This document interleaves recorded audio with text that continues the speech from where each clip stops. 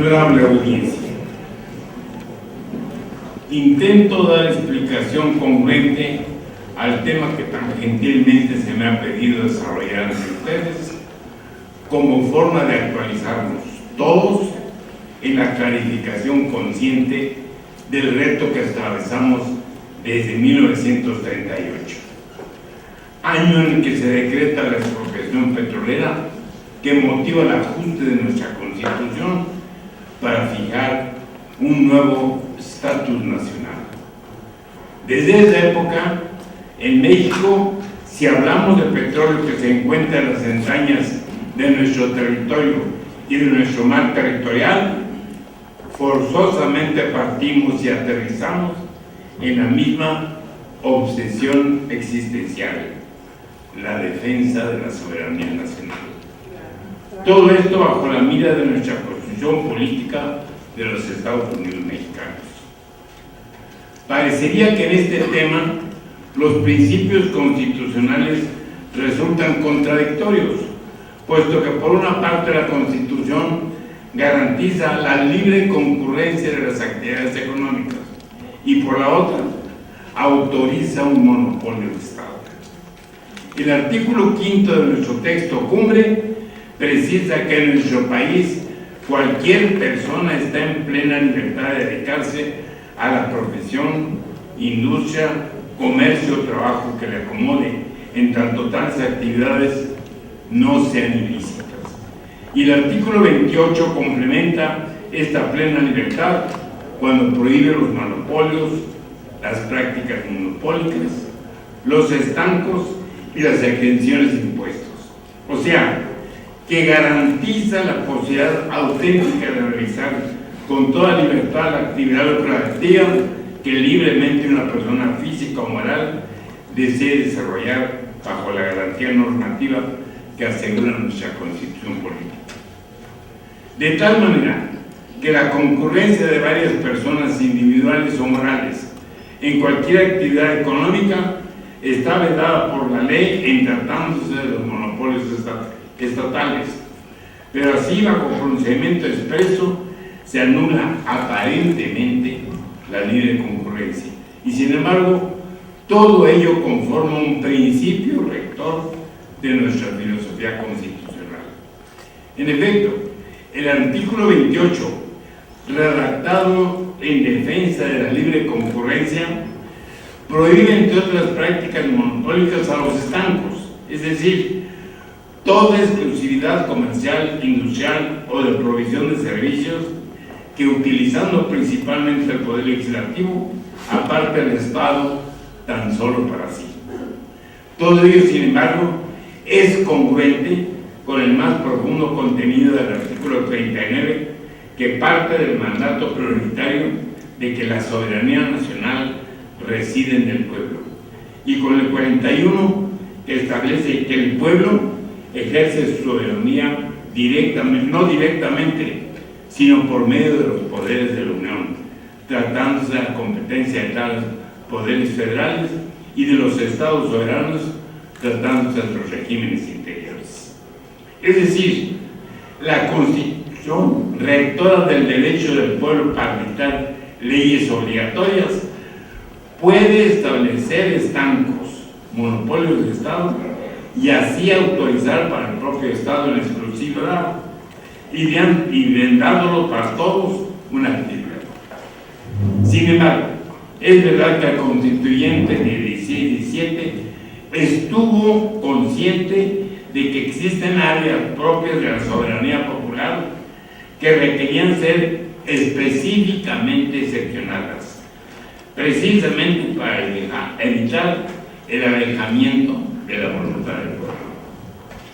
Decía don Venustiano Carranza en su histórico mensaje constituyente, entre otras razones fundatorias de una nueva constitución: la soberanía nacional que reside en el pueblo no expresa ni ha significado en México una realidad, sino en poquísimas ocasiones, pues si no siempre, sí casi de una manera rara vez interrumpida, el poder público se ha ejercido no por el mandato libremente conferido por la voluntad de la nación, sino por imposiciones de los que han tenido en sus manos la fuerza pública para investirse a sí mismos o investir a personas designadas por ellos con el carácter de representantes del pueblo. Aceptado el planteamiento inicial del primer jefe del gesto constitucionalista, el texto original de la Constitución de 17, en su artículo 28, prohibió en el país los monopolios, incluyendo los que provenían del Estado, pero exceptuó para la acuñación de moneda, los servicios de correos, telégrafos y de telegrafía, la emisión de billetes de banco y los derechos de autor. Años después se reestructura el artículo 28 que menciono y la evaluación del cambio está aún pendiente de concluirse.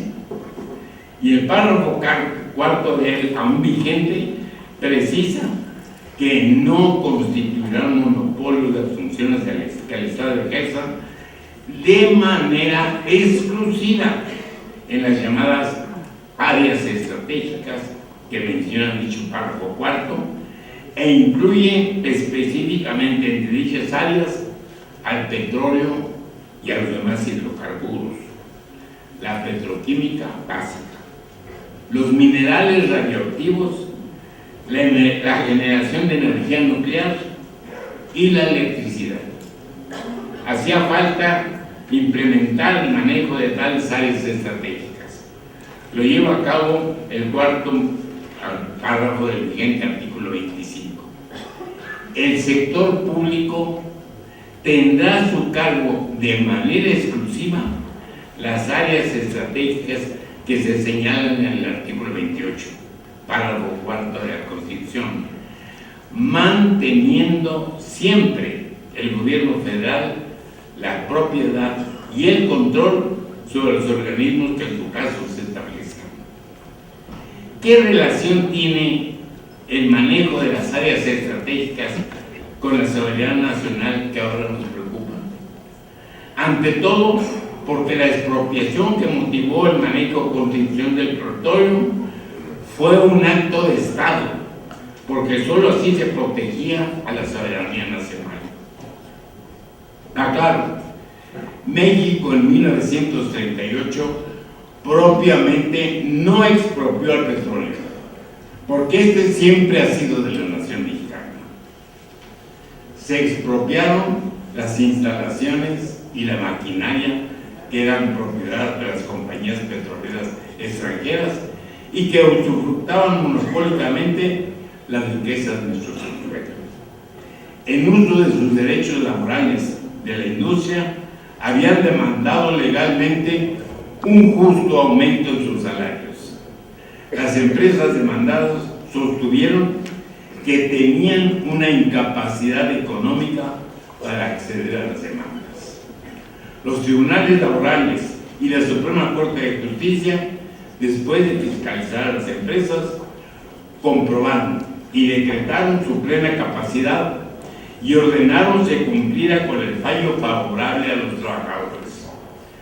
Para incumplir con los fallos judiciales, los empresarios extranjeros solicitaron el auxilio de sus gobiernos y se colocaron en total rebelión contra la soberanía de los tribunales nacionales.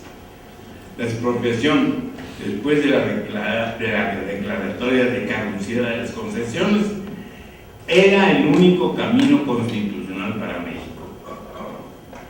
Fue un acto de rescate de la soberanía nacional violada por empresas extranjeras. El pueblo mexicano, firme y clamorosamente, apoyó el rescate de ella y manifestó su compromiso de jamás dar un paso atrás en estos nacionales propósitos. Además, y ya bajo un razonamiento constitucional, agrego que el artículo 25 en su párrafo inicial en forma expresa establece que corresponde al Estado la rectoría del desarrollo nacional para que se fortalezca la soberanía de la nación.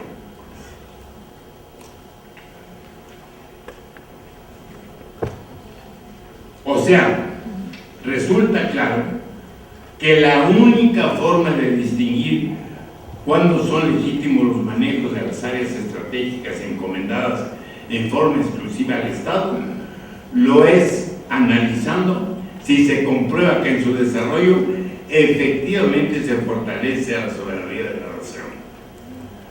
Nueva pregunta pertinente: ¿cómo constata el pueblo, que es en quien radica originariamente la soberanía de la nación, que una actividad económica destacada fortalece y no debilita a la nación? Nuestra Constitución también lo prevé. El artículo 26, apartado A, en su primer párrafo precisa al Estado como organizador del sistema de planeación democrática, y en su posterior párrafo tercero pone en manos del Ejecutivo el consultar al respecto al pueblo, y al Congreso, último párrafo del apartado A, le ordena que intervenga en todo este proceso consultivo. Es verdad, la Constitución no habla de referéndum, pero habla de algo más importante: habla de la consulta al pueblo.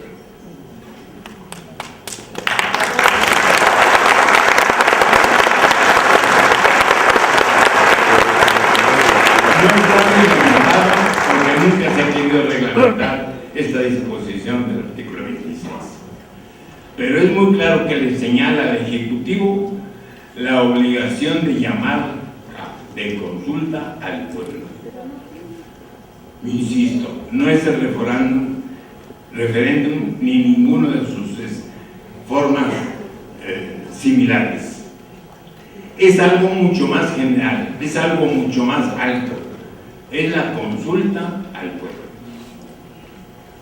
Señores miembros de este foro, tienen ustedes en su mano resolver con trascendencia no tanto sobre de un puñado de iniciativas sobre reforma energética que el Ejecutivo Federal les propone se conviertan en leyes regulatorias de tales actividades fundamentales.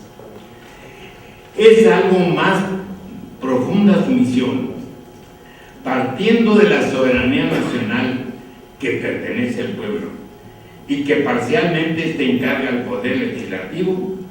Deben ustedes resolver si los proyectos que ya se están estudiando en esa calidad confirman o no el sistema soberano de exclusividad en el manejo de las áreas estratégicas que con especificidad se otorgan al Estado, o bien si resulta inconstitucional el manejo complementario del sector social y del privado.